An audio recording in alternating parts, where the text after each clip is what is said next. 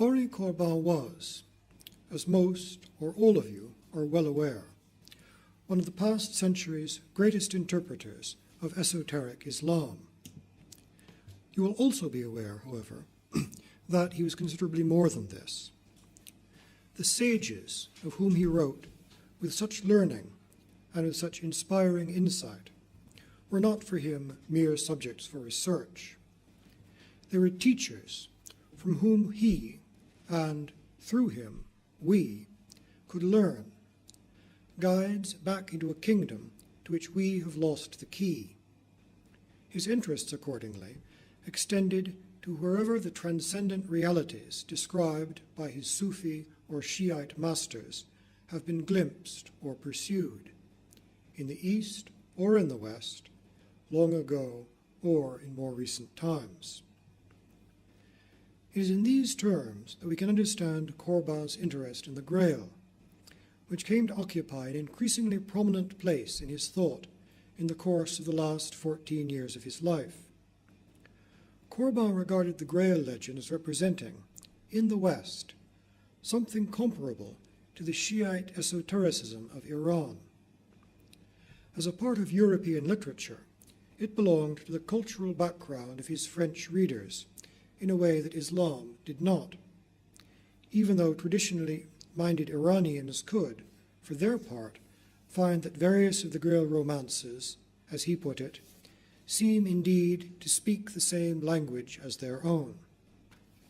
Thus, Corbin spoke of the Holy Grail of our Western traditions, of our Grail cycle in the West, or simply of our Grail cycle.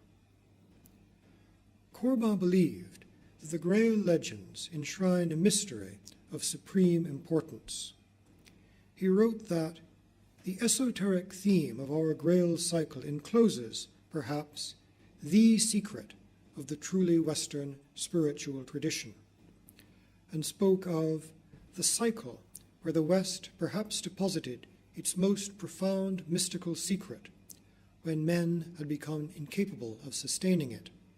That is, the cycle of the Holy Grail. The story of the Grail was, for him, the mystical epic of the West. But what is the most profound mystical secret, the essential mystical secret, the ultimate secret, of which Corbin believed the Grail to be the repository? When a question like this is approached by someone with an academic background, and I am such a person, several further questions immediately suggest themselves. When did Corbin begin to refer to the Grail? And are there any indications that his ideas concerning it developed over time? What earlier writers on the Grail seem to have influenced him? And what was the extent of his familiarity with the Grail romances themselves? Are his ideas about the Grail legends consonant with the views of specialists in the field, and with the findings of recent researchers in particular? Have his ideas had any impact on Arthurian scholarship? These issues are not unimportant, but it is crucial to be aware that they would, from Corbin's own point of view, have been entirely secondary. He was interested in the Grail insofar as it may mediate another realm of being, not as an episode of literary history, or as the focus of erudite debate. We can apply to Corbin his own words concerning his great departed master Suhrawardi, with reference to one of the latter's mystical treatises. Corbin wrote, "It is not this question of dating which matters to us, first and last. It is not our task to reconstruct the psychology of the young sheikh. What does matter to us, because it is what mattered to him, is the entirety of the spiritual realities which he undertook to show us. It is for each person who takes him as a guide to follow their own path." There is a challenge implicit here, and in doing my best to face it, I am keenly aware of my own inadequacies. I hope that what I have to say this evening may succeed in conveying something of what Corbin believed to be important about the Grail, and may, in so doing, cast some gleams of reflected light upon the path of each of you. I expect that everyone here has some familiarity with the story of the Grail, but since there are several versions of that story, together with a great many theories concerning its origin and meaning, a brief sketch of the legend's history may be helpful. The first Grail romance was the incomplete Story of the Grail of Chrétien de Troyes, composed toward the end of the 12th century. Here it is related that the young knight Perceval, who has been offered hospitality in a mysterious castle, sees a series of strange objects being carried through the feasting hall. A golden vessel, accompanied by a dazzling blaze of light, this being the Grail itself, a bleeding spear, and a silver platter. Perceval does not venture to inquire what all of this means, and wakes next morning to find the castle empty. Later, he learns that the Grail is a holy thing which contains the wafer of the Eucharist. Had he asked concerning it, his crippled host would have been healed and his lands restored to order. Perceval vows to find the Grail again and to pose the fateful question. But Chrétien did not live to bring the story to a conclusion. The next 30 or 40 years saw the composition of a multitude of sequels, foretales, retellings, and adaptations of the story, only a few of which need concern us directly here. Thus, Chrétien's near contemporary, Robert de Boron, accounted for the Grail's sanctity by claiming that Christ had used it at the Last Supper, and that his blood had been collected in it after his death. It is in Robert's telling that the Grail is first described as a cup rather than as a serving dish, the normal meaning of the old French word Grail, and that it comes to be associated with the Passion and with Joseph of Arimathea. In the early years of the 13th century, the German poet Wolfram von Eschenbach composed a greatly expanded version of Chrétien's story, which he claimed to have corrected on the authority of a Provençal poet named Quillot, who had drawn in turn on an old manuscript discovered in Toledo, itself the work of a pagan sage named Phlegetanis, who had in turn found an account of the Grail written in the constellations.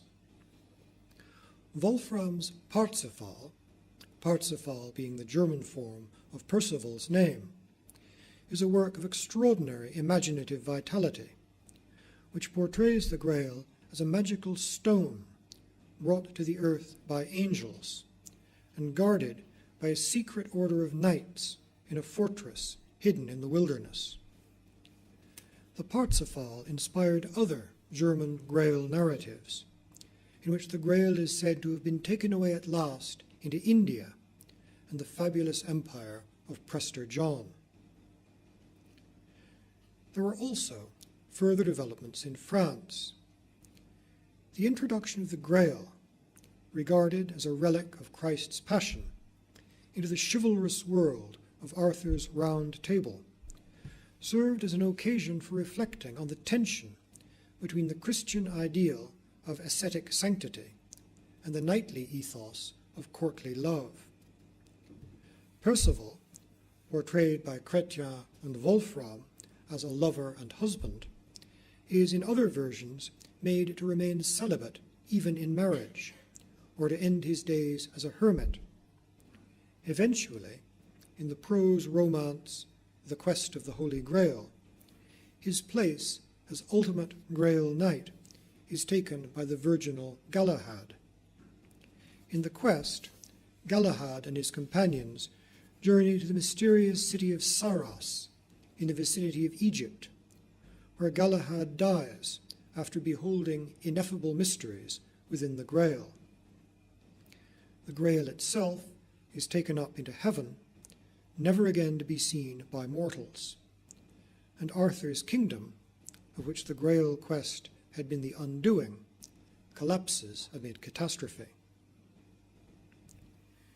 This rapid and very selective overview is as uncontroversial as anything can be in Grail studies, largely because I have deliberately avoided the question of what source or sources lay behind the texts which have come down to us.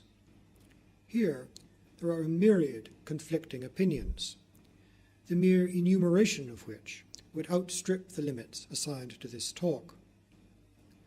One striking indication of the distinctiveness of Corbin's approach is his near indifference to this highly charged and apparently inexhaustible debate concerning origins. To be sure, Corbin's own most extended discussion of the Grail legend was inspired by two contributions to that very debate.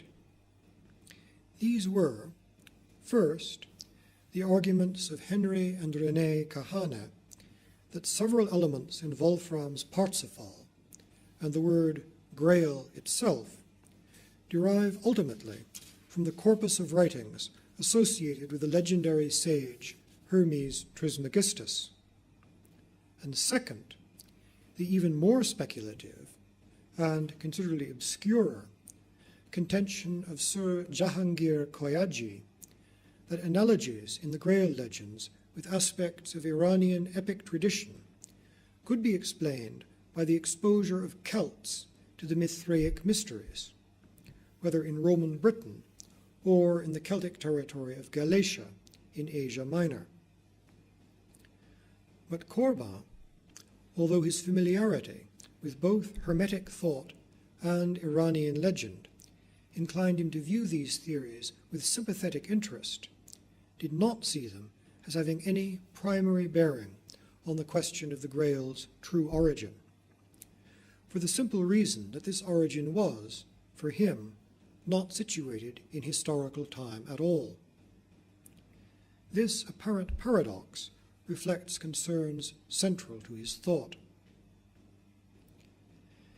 Taking as a point of departure Koyaji's attempts to see the Grail cycle and Iranian accounts of the supernatural glory, or Varna, as sharing a single historical source, Corbin observed that, from the standpoint of phenomenology, the proposition seems both to go too far and nevertheless to remain on this side of what is truly in question.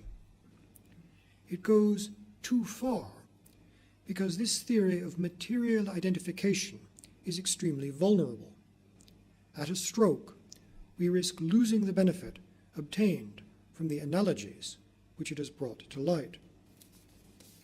And precisely in causing us to lose them, it remains on this side of the consequences of these analyses, insofar as the latter permit us to glimpse the field of a spirituality common to the idea of the Varna and the idea of the Grail.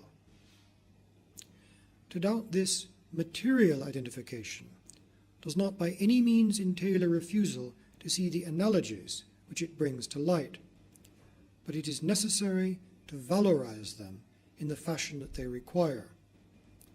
To be sure, the historian who can only judge material facts shakes his head before a fact which escapes the categories of positivist science, and which cannot be accounted for by going back causally from like to like.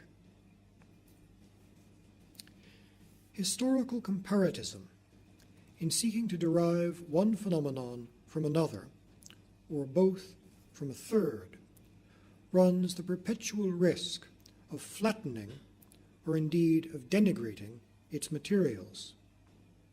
A thing is nothing but its purported source, or, two objects of comparison are understood solely in terms of their least common denominator.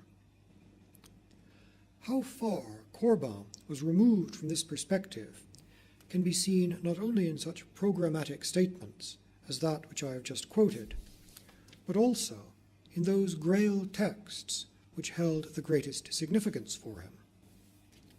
His writings reflect knowledge, whether at first or second hand, of Chrétien, of Chrétien's continuators, Vauchier, Manicier, and Gerbert, of Robert de Boron, of the prose Lancelot, of the so-called Vulgate cycle, in particular the already mentioned Quest of the Holy Grail and its foretale, the history of the Holy Grail, of the German versions, primarily Wolfram's Parsifal and its continuations, of the Dutch Lancelot, and of the Welsh Peredur.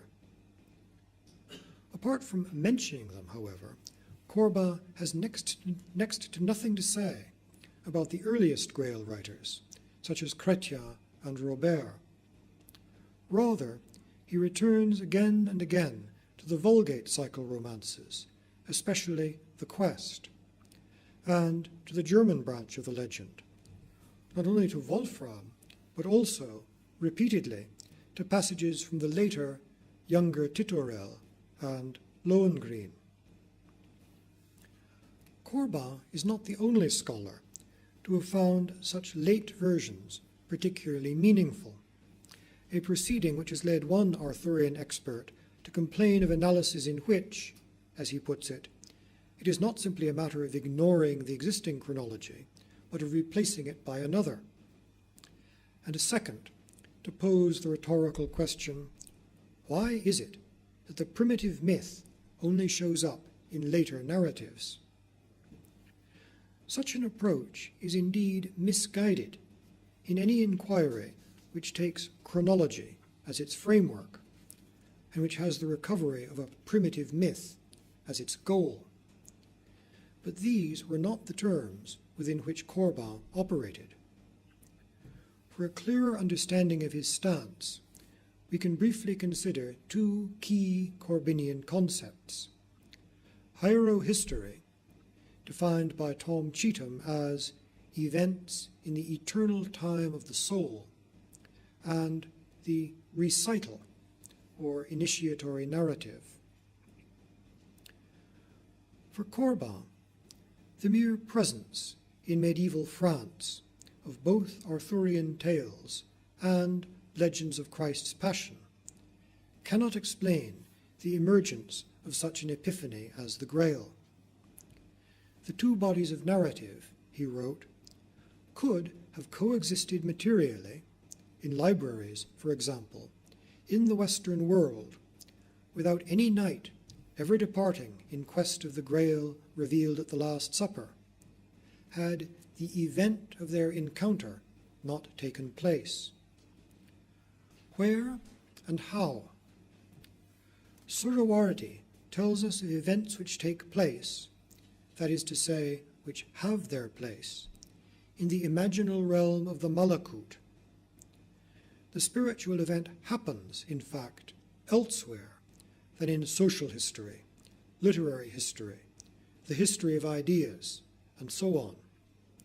It is, without doubt, the sort of event which it is most difficult, not to say impossible, for certain epochs to imagine and to apprehend. The Grail legend belongs to that category, again quoting Corbin, of spiritual facts, always in the present, which break the irreversibility of time. It is not simply a conjecture which results from reconstituting the fading material traces of a vanished past. If the true source of the Grail legends is, accordingly, to be sought beyond the plane of sequence and causation, a plane which it enters, in Corbin's words again, like the light of a sanctuary, illuminating the outer darkness through a stained glass window, then it follows that it is not the oldest and most primitive accounts which are necessarily the truest, any more than the latest and most evolved. Each teller of the tale may, or may not, have glimpsed a different aspect of what exists timelessly in the Malakut, and some will surely have apprehended more than others. What we must seek to learn, in phenomenological rather than in conventionally historical terms, is what the tales reveal. Corbin used the term recital to render the Arabic word hikayat, which he characterized as connoting simultaneously the sense of narrative, account, history, and that of imitation, mimesis, as though to signify for us that the art or the style of the narrator, the historian, is basically that of mime. A hikayat is, therefore, an imitation, a mimesis, a repetition, a history, certainly, but a history that is essentially an image or symbol. This meaning cannot be anything other than the spiritual truth of that history, and this spiritual truth cannot be glimpsed without placing oneself within a perspective altogether different from the one familiar to our modern mythology of the meaning of history. A recital in this sense is accordingly, as Corbin repeatedly emphasized, neither history, recounting physical occurrences, nor an allegory, in which the narrative is only a sort of masquerade of abstract concepts. Rather, it describes an event of the soul. The implications of this are far-reaching. Corbin tells us that the mystic does not recount a story. He is that story, but it is a story which breaks visible history, since it is the passage to that which is hidden from the appearances of this world. The mystic is the object of this meta-historic story, because it is in him that it takes place, and this is why he is at the same time its agent, the actor, and active subject. Elsewhere, Corbin cited the lapidary formulation of Sheikh Ahmad Akhsai that the reciter, the deed recited, and the hero of the recital are one sole and single reality. And this takes place in every being, according to the measure of each being. Meditate and meditate again. It is only through such recitals, so understood, that the doctrine becomes a real event. Corbin wrote, "The mystical recital says precisely what cannot be said or make itself known otherwise than under the form of the visionary symbols perceived by the reciter. There is a shift, a change of poetic level relative to the theoretical exposition."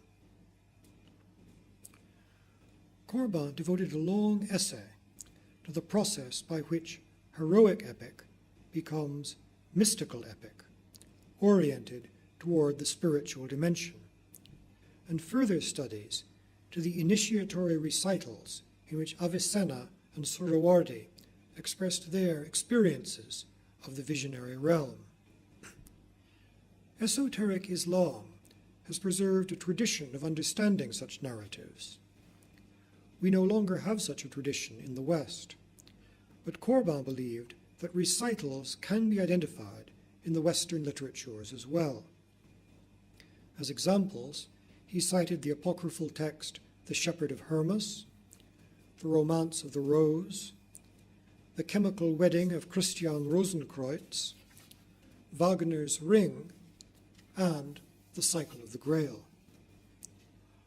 All such writings he regarded as initiatic tales, to be read, quoting him again, with new eyes, those eyes which have long been shut in the philosophy and civilization of the West, and which our Oriental theosophers have kept open to the imaginal world. Among all these texts, it is, as we have already seen, the Grail cycle, which is our mystical epic in the West par excellence, and it is only when read in this light that it delivers to us the secret of its spiritual chivalry. Writing a year before his death, Corbin affirmed that, in fact, these events can only be perceived and recognized by an organ of perception different from that of empirical cognition, physical or historical. These are the events which fill the sagas of the heroes of epic, those of the Avesta and of the Shah-Nama, for example, or those of our cycle of the Grail. They are, again, the events of the inner, secret history which inspires the genius of parables, the truest stories of all. I hope that these quotations give some impression of the level on which Corbin believed that it is necessary to encounter the Grail romances. But what does such an encounter bring us? What is the secret of the truly Western spiritual tradition which the Grail conceals? By its very nature, the reality of this secret could not be disclosed in any of Corbin's writings, nor could I utter it here even if I possessed it, and I most certainly do not. Let us remember that the recital represents, and for some enacts, an initiation. It is a door from here to somewhere else, a door which we are all considering from its hither side. As Corbin said of Suhrawardi, it is for each person who takes him as a guide to follow their own path, and that path must lead far beyond the lecture hall. What we can do here, however, is to look at those aspects of the Grail legend in which Corbin found the greatest significance, those things which persuaded him that that legend is indeed our mystical epic of the West. Essential to the whole of Corbin's enterprise, the great project of a life, to borrow again his own words concerning Suhrawardi, was his conviction of the indispensable importance of esotericism. Esoteric and exoteric are not alternatives, as things can be which exist on the same level. The esoteric, by connecting the manifest with its hidden source, brings divine and mortal face to face, and thereby fulfills not only the supreme human aspiration, but also God's purpose in granting being to the universe. Without this secret dimension, without initiation, the world itself would fade and fail. The place of the esoteric encounter, where the human face meets the face of God, is not the exoteric community of institutional religion. Rather, it is an initiatic circle, at the heart of which is each individual's unique service of a unique Lord. To see this discipline, this adventure of the soul, as existing in rivalry or opposition to the claims of exoteric religion is wholly to misconceive its nature. It belongs to a different plane and has no concern with aspirations to spiritual, let alone secular, authority. In this context, Corbin was profoundly struck by the fact that the Grail romances posit a hidden succession of Grail keepers who neither challenge Rome nor defer to it. In one of his first references to the Grail, he spoke of the way in which the dynasty of the guardians of the Grail, in our Western tradition, projects above the official hierarchy of the Church.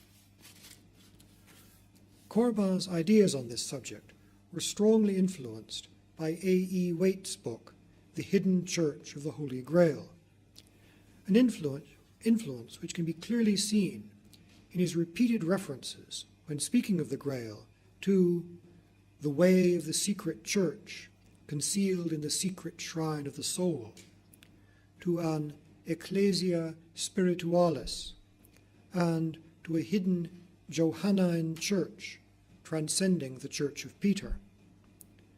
But Corbin made Waite's vision his own, perceiving in the Grail dynasty an analogy to the doctrine that the succession of the Imams, believed by Shiites to be the true heirs of the Prophet, is an esoteric lineage apart from, because existing beyond, the politics of this world.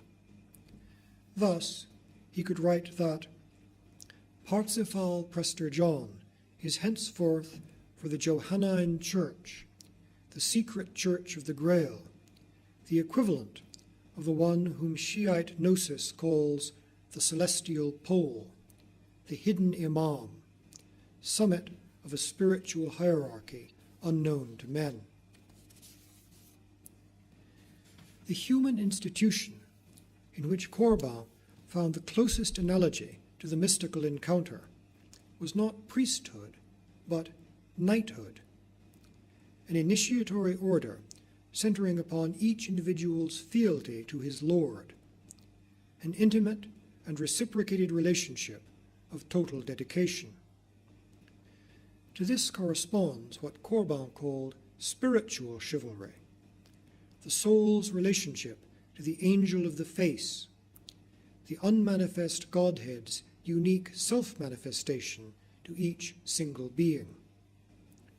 In Shiite mysticism, this relationship can be expressed as devotion to the hidden Imam, characterized by Corbin as the divine face for man and the human face looked upon by God. And, as Corbin noted, such devotion is in fact described in this tradition as knighthood, futuat in Arabic, javan mardi in Persian. You may remember my mentioning that Wolfram von Eschenbach described the Grail as being guarded by an order of knights. He called them Templars, alluding to a great knightly order of his own day, whose secrecy, together with its links with the East, and especially with the Temple in Jerusalem, can only have been powerfully suggestive for Corbin. Wolfram also portrayed heathen, that is, Muslim, heroes as being perfect knights, while the quest of the Holy Grail, for its part, affirms that from every land, be it Christian or heathen, where chivalry resides, knights are seen flocking to the round table. Statements which inspired Corbin to speak of ecumenical chivalry and of a universal elite. Sworn to celibacy as long as they guarded the Grail castle, Wolfram's Templars might also be summoned to go forth into the world if they were needed there. They could then marry, but must keep their identity an absolute secret, even from their wives. In this strict incognito, Corbin saw a counterpart to the mystical order of knights which surrounds the hidden Imam. Elsewhere, he observed, "We can say, I believe, that on either side a single spiritual chivalry is expressed in two symbols whose outer form may perhaps differ, but which indicate and guide the same inner geste." One of Corbin's fundamental symbols was that of the orient, conceived not as a direction in three-dimensional space, but as the perennial wellspring of light. He took this image from his master Surawardi, who called his own teaching the Oriental Theosophy, and whose followers were designated the Ishrakiyun, the Orientals, in this metaphysical rather than geographical sense. Not only was the Grail already described as having been brought to Britain out of the East by Robert de Boron, but the Vulgate cycle, culminating in the quest of the Holy Grail, linked its destiny with the mysterious city of Saros on the borders of Egypt. It is from Saros that the Grail was conveyed to Britain, and it was in the spiritual palace in Saros that Galahad gazed into it before it was withdrawn from the world forever. In Germany, the younger Titurel and Lohengrin speak of the Grail being taken yet further. Its final resting place is in India, the utmost east in the eyes of medieval Europe. In this east, Corbin recognized Suhrawardi's orient.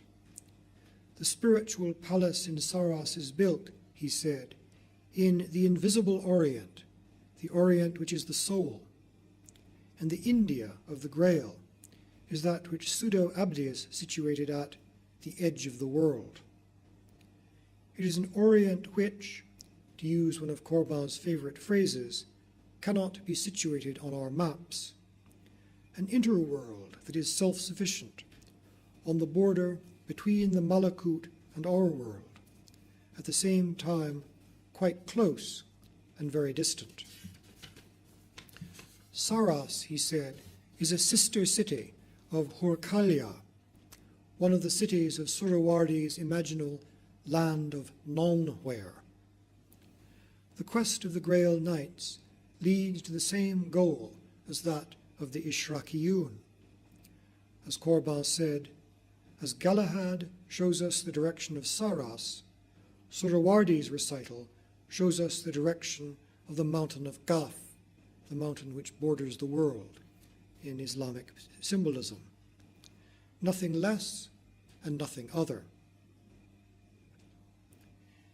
In the romances, the Grail's principal characteristic is its hiddenness. This is, of course, the basis of the quest. The Grail castle lies no one knows where, and can only be found by those destined or chosen, or by those who have made themselves worthy.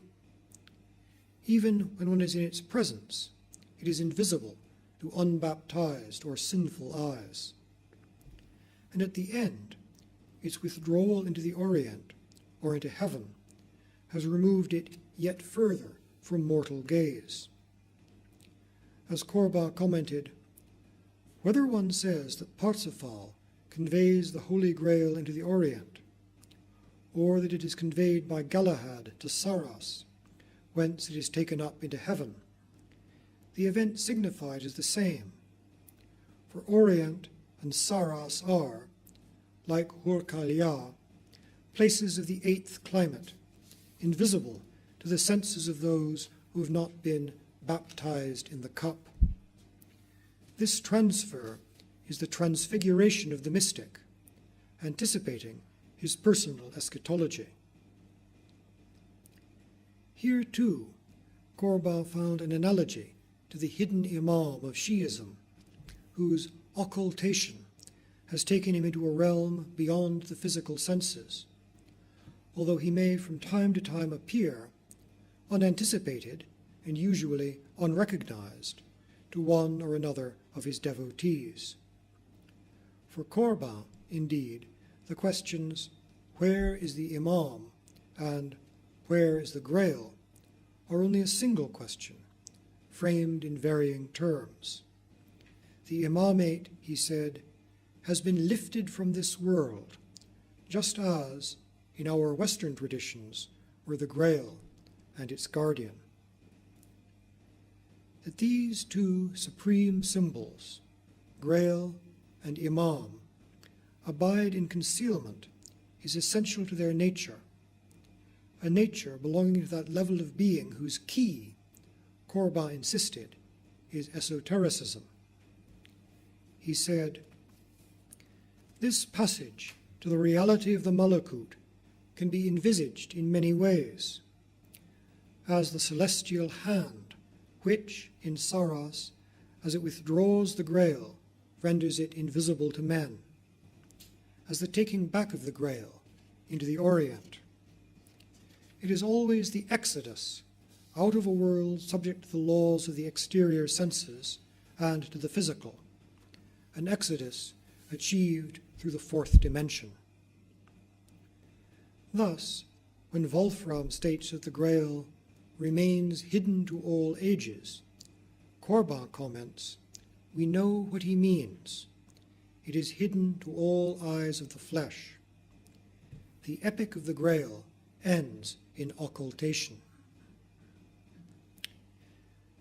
Together with the analogy between the Grail and the hidden Imam, Corbin followed Koyaji in affirming the Grail's identity with the Hvarna, the glory which Iranian tradition portrays as being bestowed on those rulers or champions who enjoy divine favor. This was one of the ancient mythologisms which Suhrawardi incorporated in his Oriental Theosophy. Corbin summarized the parallels as follows. There is, on both sides, the idea of a mysterious virtue or potency, of which a marvelous object, talisman, or theurgy is the form or manifestation, which is surrounded by an aura of sacrality, like the most holy of relics. This marvelous object, whether it be a form of the Hvarna or the Grail, dispenses the food of immortality and the illumination of understanding. He who holds the plenitude of the Hvarna possesses, together with gifts corresponding to the hieratic perfections, the victorious force of the night. The Hvarna passes in succession from one hero to the next, without there being any need for the intervention of a visible agent. Like the Grail, borne to earth by the angels and entrusted to knights who are the most pure of men, the Hvarna has its origin among the potencies of light. The Grail, like the Hvarna, can take various forms, but is associated above all with dazzling radiance. While Corbin noted Koyaji's discussion of these similarities with approval, his own understanding of their significance was, as we've seen, very different from that of the earlier writer. Even if Koyaji were correct in discerning some kind of historical connection between the two, a hypothesis regarding which I find myself considerably more skeptical even than Corbin, this would be of only secondary importance. It is in the realm of the Malakut, above the flow of mortal time, that the unity of Grail and Hvarna is a matter not of antiquarian conjecture, but of spiritual reality. The same applies, a fortiori, to one of the forms taken by the Hvarna, that of a vessel, which, having belonged originally to the primordial sovereign Jamshid, became a treasure of the fabulous dynasty of the Kayanids, and at last of the greatest among them, Kai Khosrow. It was called the Jam-e-Jam, the cup of Jamshid, but also because it had the miraculous property that whoever looked into it could see the entire cosmos, the Jam-Giti Nema, the cup which mirrors the universe. Corbin always refers to this vessel as a Grail. It figures in Firdausi's Shahnameh and was used as a symbol by various Iranian mystics. One of these latter was Suhrawardi, who included a recital concerning the Grail of Jamshid in his collection of parables, The Language of the Ants. It is apposite to cite this text in its entirety here, inasmuch as Suhrawardi's Grail was, for Corbin, a manifestation of the same reality as the Grail of medieval Europe. It runs as follows. Kai Khosrow possessed the Grail, mirror of the universe. Everything which could be the subject of his desire, he contemplated it in this Grail. There he beheld the totality of beings. There he was informed concerning the invisible worlds. This Grail was enclosed in a covering of leather, the form of which had been made like a tower and which had 10 joints. When Kai Khosrow wished to contemplate some mystery of the invisible, he gave this covering a turn to unfasten it. When he had untied all the bindings, the Grail was no longer visible. But when all the bindings were tied anew in the workshop, the Grail appeared. At the moment of the vernal equinox, Kai Khosrow held the Grail exposed to face the sun, and the luminary's radiance came to strike the Grail. And behold, all the lines and imprints of the world were manifested there. There follow 3 citations from the Quran, and then a brief verse. When I heard from my master the recital of the Grail of Jamshid, I was myself the Grail of Jamshid, mirror of the universe. May my own Grail, mirror of the universe, be uncovered. This buried Grail is a burning flame on which our death is nourished. This remarkable text, which Corbin described as Suhrawardi's attempt to say the unsayable, the accomplished fact of the return to the Orient for which the whole of his Oriental theosophy prepares us. It described for him also the essence of the Grail cycle in the West. This can be the case because both are, again, accounts of a hidden reality. As Corbin put it, the event which he attempts to say must be grasped on the level where it is literally true. Now, it is not in our world that it is literally true, but between heaven and earth, between the greater Orient and the earthly Orient. Neither Kai Khosrow, nor Parsifal, nor Galahad has left traces in archival documents. Horkalia and the spiritual palace of Saras remain beyond the reach of archaeological excavations.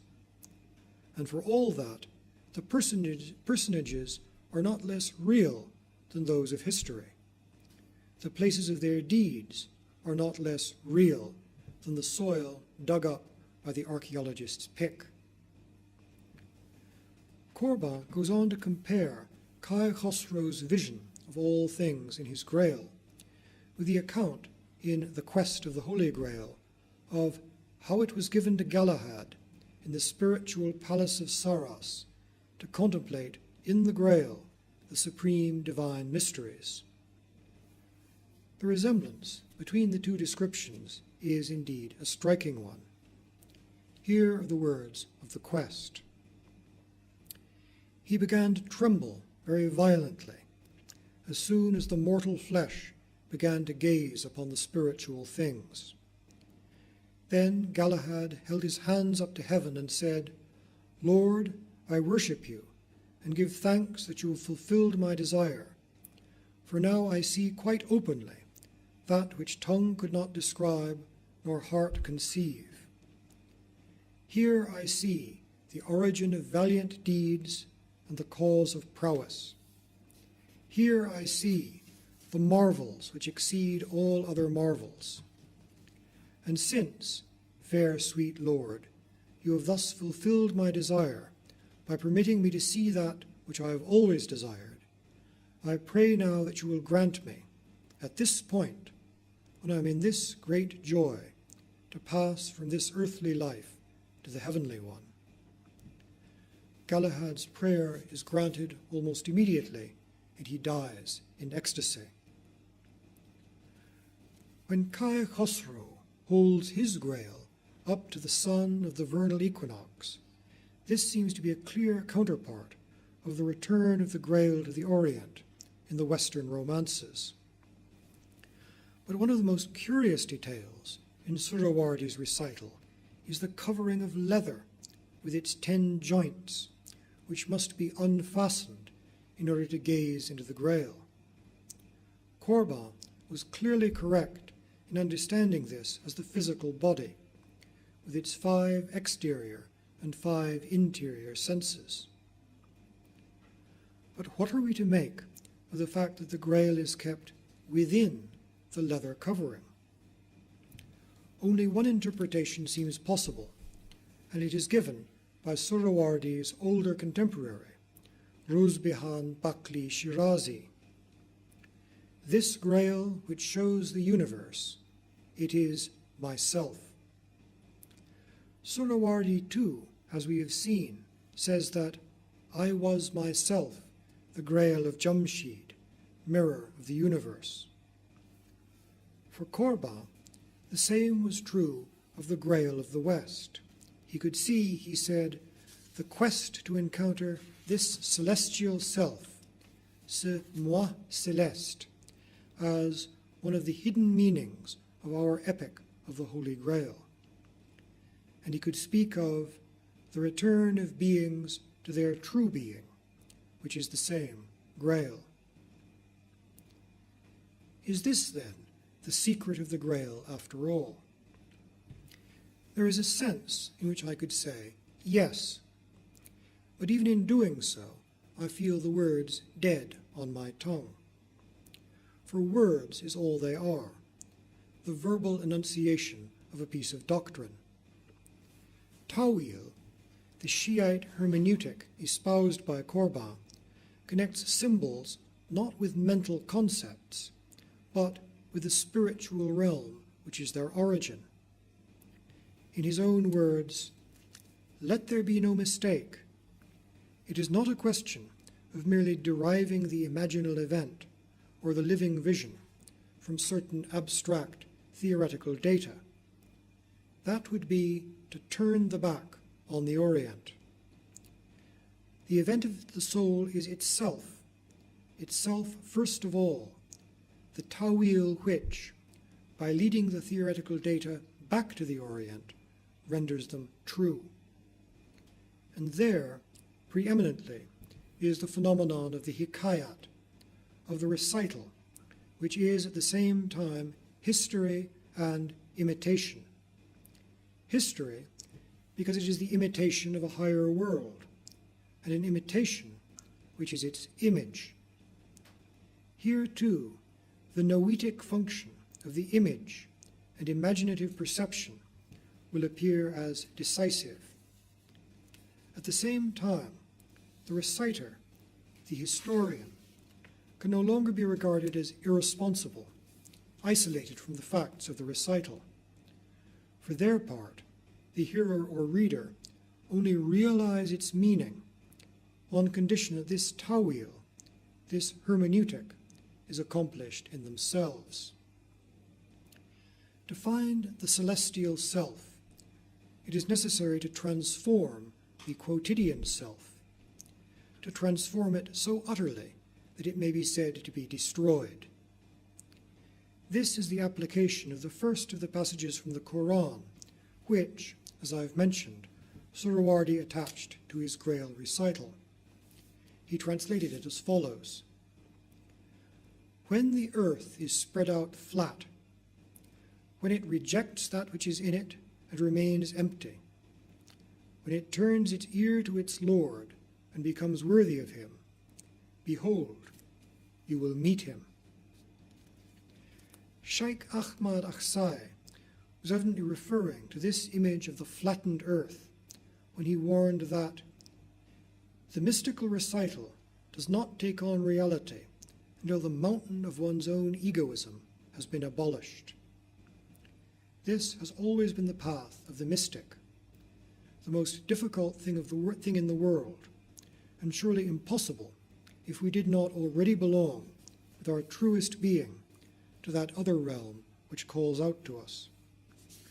Corbin stated, "It is necessary that the summons come from the Imam, just as it is the Grail which summons its chosen. Otherwise, no one can traverse the way." The task is beyond our mortal abilities, but it is what we have been brought into being to accomplish. At all times and in all places, the first step on the way awaits our tread.